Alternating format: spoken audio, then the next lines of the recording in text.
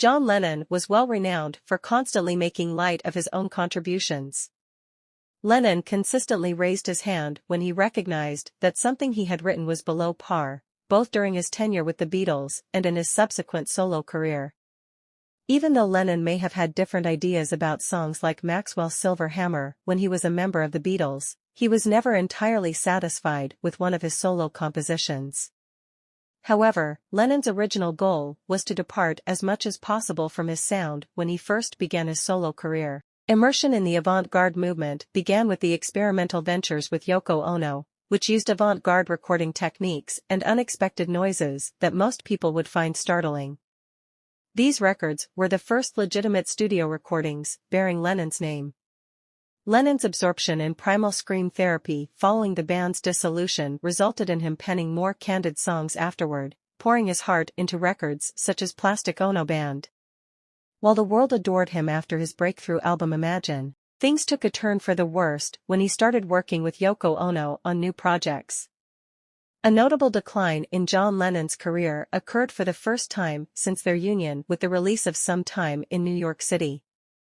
The album contained songs that were either purposefully subverted or characterized by shoddy production, with Yoko contributing her signature screaming technique to otherwise passable tracks. Eventually, Lennon and Ono would separate from one another because they saw one other influence as detrimental, which allowed Lennon to focus on Mind Games. With songs like Asumasan, an apology song, and Meat City, a rock song, Lennon is still processing his feelings after losing Ono. Despite having some of Lennon's best deep cuts, such as Bring On the Lucy, the album's final track, Only People, never quite sat well with him.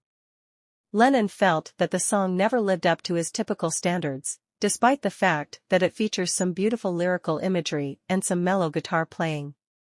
Later on, Lennon would describe the song as one of his least successful efforts, stating, "That was a failure of a song. I could never get the words to make sense, but it was a good lick.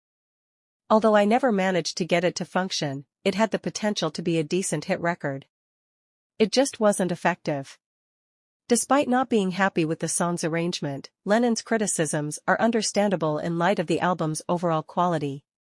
It is parts when Lennon sounds disoriented, trying to piece together a song before ultimately creating a jumble of disparate ideas layered on top of one another, in contrast to some of the more developed compositions like You Are Here and Out the Blue.